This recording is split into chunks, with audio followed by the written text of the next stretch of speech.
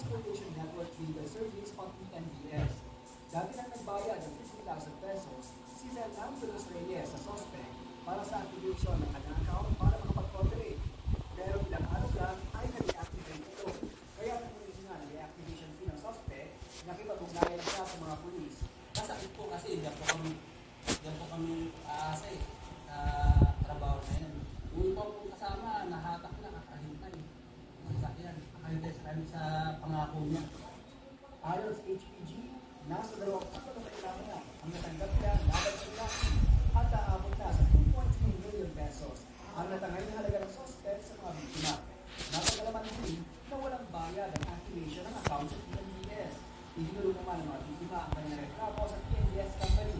Kung maraming mga pinagawa sa amin na hindi ba pinapunta pa sa grado, tapos wala rin namang nangyayari hanggang sa totally hindi na nakikipag-usap.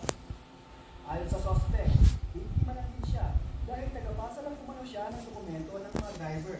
Nung pinapapasok mo ito, sila po talaga yung konsundo, pareho lang po nagpapasa ng mga dokumento sa kanila po.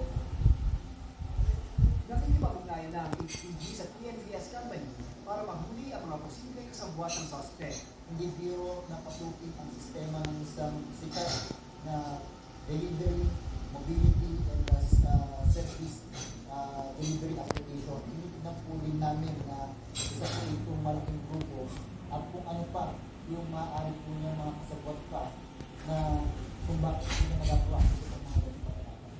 Sa isang payag, igigit ang Grab Delivery na pinoproseso lamang nila ang mga TNVS application na direktang isunite sa kanilang tanggapan at sa mga usapan ng channel.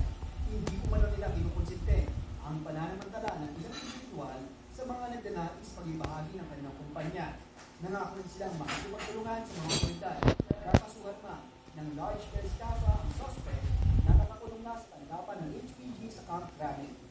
Inilok ng Philippine National Police ay patrol group ang iba pang posibleng biktima ng modules na dumulong sa kanilang tanggapan para mapalakas ang kaso at mapalangkot ang nasa ng dito. Kaya ipag-ugnayan rin ang pulisya sa LTFRB para sa mas malalitang investigasyon. Maayos ito dito. Elias Sigamis.